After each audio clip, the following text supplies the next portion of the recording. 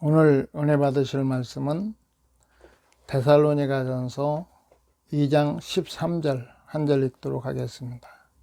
이러므로 우리가 하나님께 끊임없이 감사함은 너희가 우리에게 들은 바 하나님의 말씀을 받을 때 사람의 말로 받지 아니하고 하나님의 말씀으로 받음이니 진실로 그러하도다. 이 말씀이 또한 너희 믿는 자 가운데에서 역사하느니라. 아멘.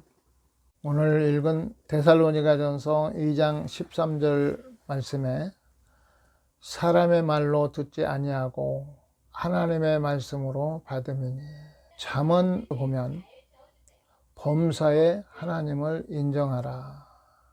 우리가 하나님의 말씀을 들을 때나 우리가 세상 사람들과의 삶을 통해서도 우리가 하나님 앞에서 사는 것 같이 하나님의 말씀을 경청하고 듣고자 하는 그런 자세가 되어야 될 것입니다.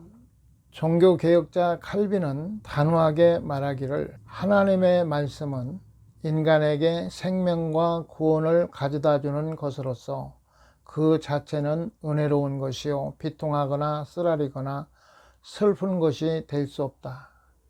그러나 그것은 오직 경건하고 선한 사람들에게만 그러한 것이다. 그들에게는 하나님께서 자신의 풍성한 인자심을 펼쳐 놓으시기 때문이다. 범사의 하나님을 경외하고 하나님 앞에서 사는 같이 하는 자들에게 하나님은 성경에 기록된 모든 약속의 말씀을 이루시고 역사하신다고 말씀하고 계십니다. 우리가 신앙에 잘하면 잘할수록 성경에 기록된 한 절 한 절이 얼마나 무게가 있는지, 그 말씀이 우리가 지켜나가기 위해서 참 중심을 들이지 않으면 사실 지키기 어려운 말씀입니다. 예를 들어서 히브리서 12장 14절에 보면 화평함과 거룩함을 쫓으라 이렇게 말씀하시는데, 그 말씀 한 절이지만 우리가 하나님을 섬기고 복음이에요. 완전히 그 말씀 안에 다 들어있는 거죠. 그래서 우리가 말씀을 들을 때 그 말씀의 깊이와 또 이 우주 만물을 창조하신 하나님의 그 위대하심을 우리는 믿고 하나님의 말씀에 순종할 수 있는 이런 자세가 될 것입니다. 그래서 순종할 수 있는 그 상태가 되기 위해서는 내 마음에 온전한 성전이 이루어져야 돼요. 예수 그리스도를 영접하는 그러한 가운데서 우리는 하나님의 말씀에 순종할 수 있고 그 말씀을 따를 수가 있는 것입니다. 첫 번째, 사람의 말로 아니하고 하나님의 말씀으로 받으면. 데살로니가 교인들의 자세는 성도들이 목회자의 설교를 어떤 제서로 드려야 하는지에 대해 잘 말해주고 있습니다. 즉 성도들은 목회자의 설교를 들을 때 하나님의 말씀으로 받아들여야 합니다.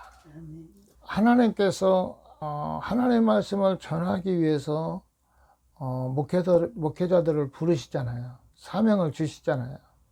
그래서 하나님의 말씀을 전하는 그릇으로 세우십니다. 그래서 우리가 그 사람의 어떤 문제나 우리 육신적인 생각이 아니라 하나님의 말씀으로 받으면 그 말씀이 역사하시는 거죠. 목회자의 설교는 하나님의 계시의 말씀을 구원의 대상자들에게 선포하는 것입니다. 그러므로 말씀을 전하는 목회자의 역량에 따라서 다양한 결과들을 초래하기 때문에 하나님을 경외함으로 진리의 말씀을 바로 전해야 합니다. 또 하나님의 말씀을 준비 없이 잘못 전하면 그 책임은 전하는 자의 몫이 됩니다. 두려움으로 말씀에서 벗어나지 않도록 깨어 있어야 합니다. 훌륭한 설교가 되기 위해서는 훌륭한 청중과 훌륭한 설교가 같이 있어야 되네요. 듣는 자도 들을 수 있는 귀가 열려져야 되고, 말씀 전하는 자도 성령의 인도함으로 대언의 도구로서 쓰임을 받아야 되는 것입니다. 우리가 그동안 오면서 보면 이 목회라는 게 결코 쉽지 않잖아요.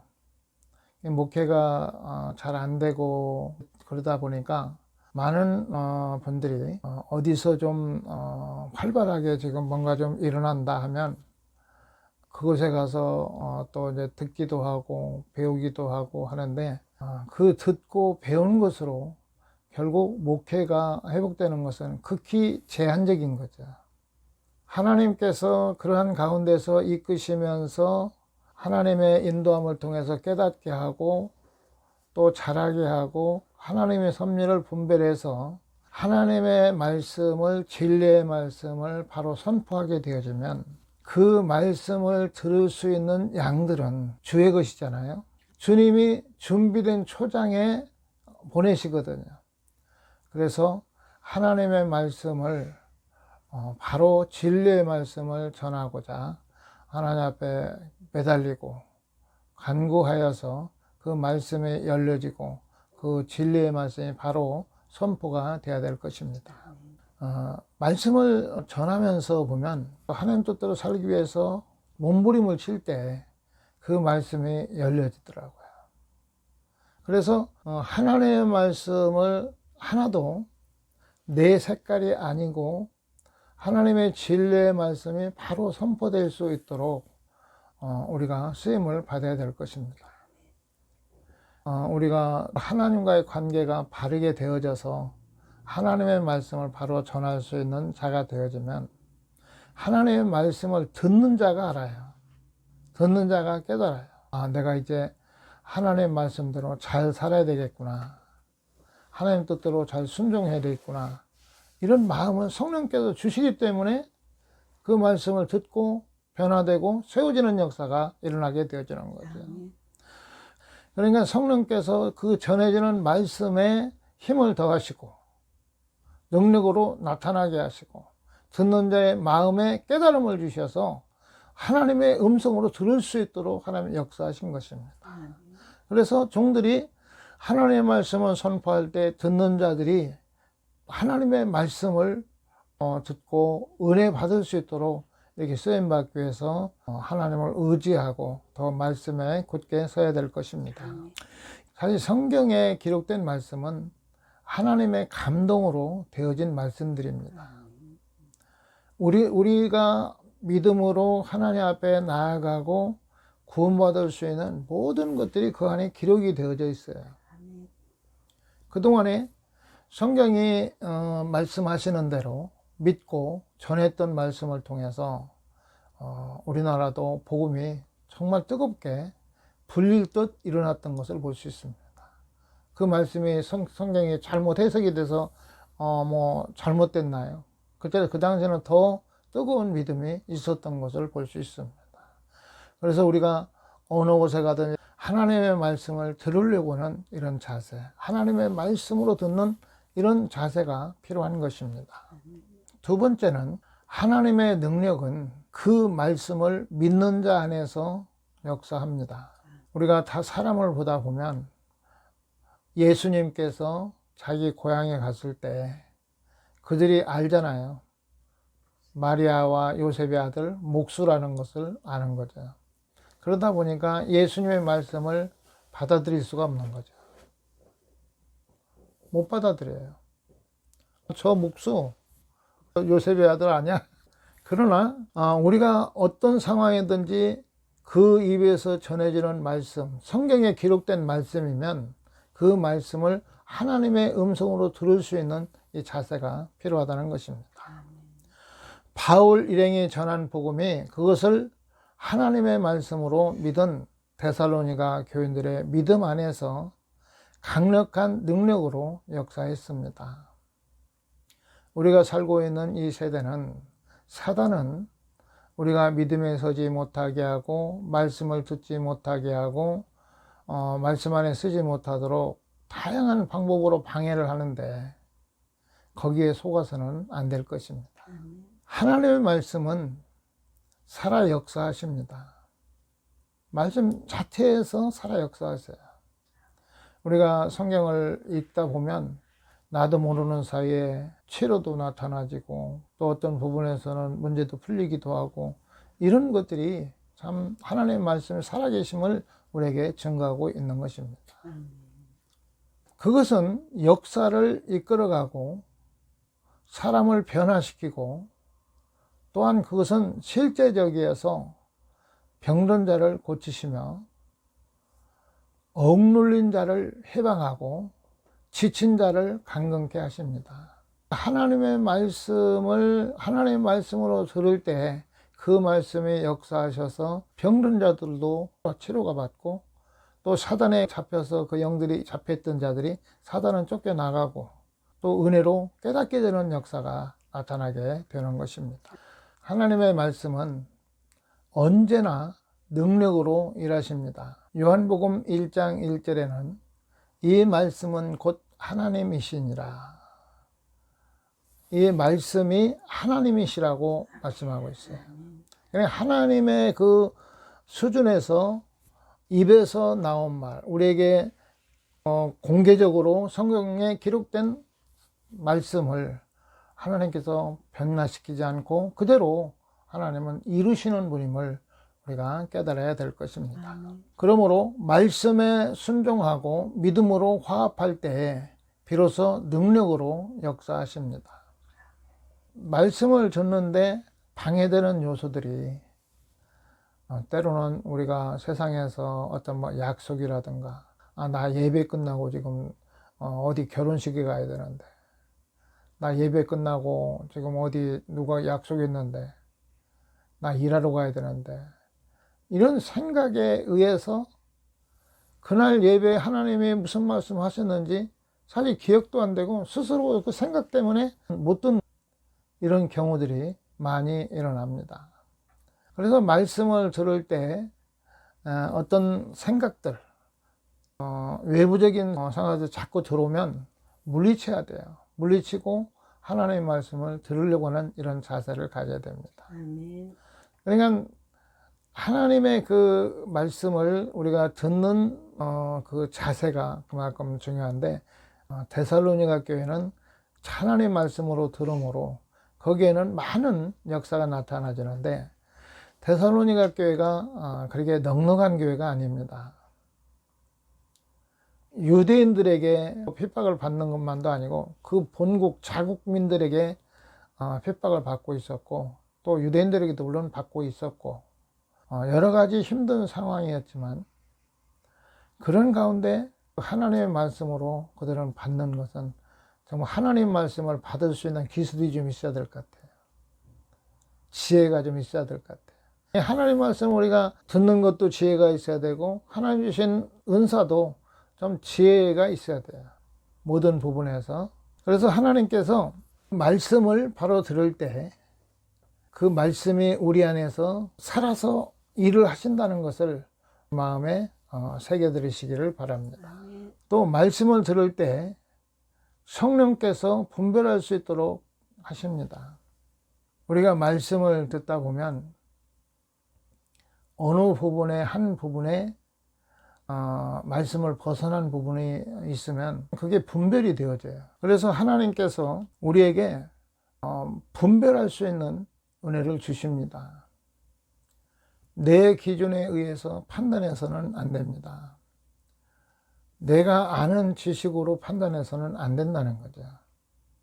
그 시간에 하나님께서 세운 종을 통해서 내가 알지 못한 것, 내가 잘못하고 있는 부분도 하나님이 그 시간에 말씀하실 수 있습니다. 그래서 항상 하나님께서 우리에게 주시는 말씀을 들을 때 우리 자신이 하나님의 말씀을 들을 수 있는 준비가 되어 있는가, 내가 자세가 되어 있는가, 이것들을 돌아보면서 하나님의 말씀을 들을 수 있는 자세가 필요할 것입니다. 우리가 사람을 외모로 보거나 또 선입견이 있어서는 안 됩니다. 우리의 기분과는 상관없이 하나님의 말씀을 받아들여야 합니다. 그리고 하나님께서 그 말씀을 우리 안에서 잘 분별하도록 성령은 일하고 계시는 것을 우리는 믿어야 할 것입니다. 히브리서 4장 2절 말씀에는 그 들은 바 말씀이 저희에게 유익되지 못한 것은 듣는 자가 믿음을 화합지 아니함이라. 때로는 책망의 말씀도 들을 수 있는 성숙한 믿음이 있어야 합니다. 예배 드리러 와서 자기 입맛에 맞는 말, 자기에게 좋은 말은 할렐루야 아멘 하고 받아들이는데, 우리가 잘못될 때 성령님께서 때로 책망의 말씀, 이런 말씀을 증거하면 괜히 마음이 다치고 또 그 말씀을 듣고 마음이 상해지는 이런 경우들을 보게 되어집니다. 한 번은 권면을 하러 가서 첫째도 죽어야 되고 둘째도 죽어야 되고 셋째도 죽어야 된다고 하는 그 메시지 권면을 했는데, 그 권면을 받아들이는 사람이 체해가지고 굉장히 언짢아하는, 그대로 서로 어떤 관계가 사실 멀어질 만큼 그런 관계가 한번 있었는데, 하나님의 말씀을 우리가 들을 때 때로는 책망의 말씀도 들을 수 있는 성숙한 믿음이 있어야 됩니다. 디모데후서 3장 16절에서 17절 말씀을 보면, 모든 성경은 하나님의 감동으로 된 것으로 교훈과 책망과 바르게 함과 의로 교육하기에 유익하니 이는 하나님의 사람으로 온전하게 하며 모든 선한 일을 행할 능력을 갖추게 하려 함이라. 하나님의 사람으로 온전하게 하기 위해서 하나님의 말씀이 우리에게 선포되는 거죠. 믿음의 사람으로 세우고 하나님의 사람으로 온전하게 하기 위해서 하나님의 말씀을 우리에게 전하는 거 아니겠어요? 말씀을 우리에게 전할 때 기분적으로 하고 전하는 게 아니라, 하나님의 말씀을 듣고 순종하면 하나님의 사람으로 온전해지고 우리의 믿음이 온전해지기 때문에 말씀을 전하는 거거든요. 이 말씀을 들을 때 나에게 책망의 말씀이라든가 이런 말씀을 들을 때 나를 온전케 하기 위해서 주시는 하나님의 말씀을 아멘으로 받을 수 있는 이런 믿음이 있어져야 된다는 거죠. 그래서 히브리서 12장 6절에서는 주께서 그 사랑하시는 자를 징계하시고 그가 받아들이는 아들마다 채찍질 하심이라 하였으니, 이렇게 하나님께서는 그 사랑하는 자를 징계하신다고 말씀하세요. 자녀가 잘못되고 있어도 그냥 넘어가지만 하나님은 결코 잘못된 것을 그냥 덮어 넘어가는 분이 아니십니다. 그래서 반드시 신앙에 자라서 그때 가서 말씀하시든 어느 때든 바르게 그가 깨닫고 따르기를 하나님은 원하고 계시는 것입니다. 그리고 아들마다 채찍질 하는데, 만일 그 채찍이 없고 징계가 없으면 사생자요 하나님의 참 아들이 아니라고 성경은 말씀하고 계십니다. 또 히브리서 12장 11절에는 무릇 징계가 당시에는 즐거워 보이지 않고 슬퍼 보이나 후에 그로 말미암아 연단받는 자들은 의와 평강의 열매를 맺느니라. 그래서 우리 안에 내면의 연단을 통해서 우리 안에 버려져야 될 것들이 버려지고 또 성령이 우리 안에 충만해지면 하나님의 놀라운 은혜, 역사가 나타나지게 되는 것입니다. 그러므로 말씀에 지적하고 또 하나님이 그 부분을 간섭해 오면 참 힘들죠. 처음에는 아멘이 잘 안 되고 그냥 속에서 뭔가 그냥 욱하는 게 반발하는 마음이 일어나죠. 그런데 시간이 지나서 보면 하나님 말씀하시는 것들이 아멘 다 옳아요. 우리를 정말 위하시는 하나님의 말씀임을 우리가 깨닫습니다. 오늘 말씀을 마치면서 하나님의 개입 없이 영적인 일은 일어나지 않습니다. 하나님은 영이시고 하나님과 우리의 관계는 영적인 관계입니다. 하나님께서 우리에게 어떤 일을 할 때 우리를 변화시키거나 새로운 피조물로 세우시거나 우리의 인격을 다듬어 갈 때 성령의 은혜 아니면 변화될 수가 없습니다. 그러므로 하나님의 말씀이 내 안에서 역사하지 아니하면 결코 사람들이 볼 때, 인간적인 수준에서 볼 때 믿음이 좋은 것 같고 정말 잘 믿는 것 같지만 하나님 오셨을 때 성장하지 못하고 아직 어린아이 같은 그 신앙에 머물러 있음을 우리는 깨달아야 될 것입니다. 그런 부분에서 회개하고 우리는 성장해야 될 것입니다. 그래서 우리의 신앙은 주님이 원하는 자리까지 도달해야 됩니다. 그만큼 힘써야 된다는 것을 저는 말하고 싶은 거예요. 우리의 신앙이 제자리에 머물러 있는 것이 아니라 우리를 향한 하나님의 계획은 어느 수준까지 올라오기를 원하셔요. 자라기를 원하셔요. 그리스도의 장성한 분량에 이르게 하는데, 물론 사람마다 그 하나님이 원하는 수준은 다르겠지만 그래도 그 사람에게 하나님이 요구하시는 자리, 그 자리까지는 성장해야 됩니다. 근데 우리가 그 부분을 잘 모르는 것 같아요. 어느 단계까지 성장해야 된다는 것을 잘 모르는 것 같은, 그래서 좀 안타까워요. 들도 은사도 이제 자꾸 이게 더 깊어져야 되고 더 넓어져야 되고 결국 그리스도의 사랑으로 충만해서 은사들이 나타나기 위해서 이만큼 성장해야 되는데 성장하지 못하고 있는 걸 보면 우리에게는 하나님께서 그런 부분에서 책망을 하셨잖아요. 언제까지 그러고 있을래? 언제까지 그 어린애 같은 그 상태에 있을 거야? 하고 하나님의 책망을 하시고 그러면서 또 다음 단계로 이끄시고 하면서 반드시 성장해야 되는 것을 알게 하셨습니다. 데살로니가 성도들이 하나님의 말씀을 들을 때 거짓 선지자도 있었습니다. 처음부터 이단들이 있었잖아요. 하나님 말씀, 진리의 말씀만 계속해서 예수님 오실 때까지 전해져야 될 것입니다. 나를 통해서 하나님의 말씀이 흘러내려가는데 그 말씀이 살아 역사하시는 진리의 말씀이 선포되고 나타나야 될 것입니다. 데살로니가 교회 성도들이 그러나 이런 상황이었지만 끝까지 인내하며 믿음을 지켰습니다.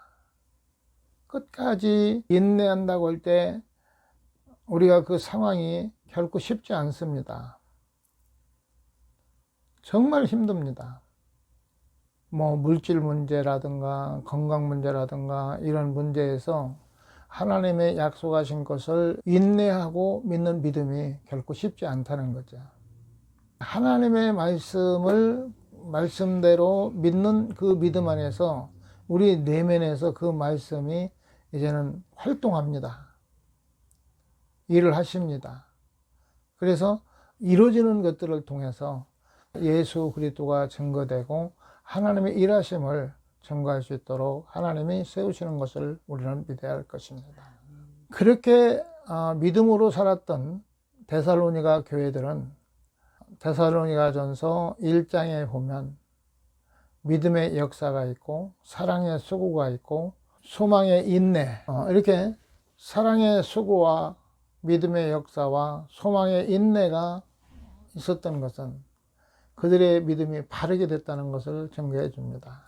우리도 올바른 믿음에 서져서 사도 바울이 데살로니가 교인들을 보면서 기뻐하고 감사했던 것 같이 정말 누가 봐도 하나님의 사람으로서 온전히 쓰임받을 수 있는 은혜가 있기를 예수 이름으로 축원합니다. 아멘.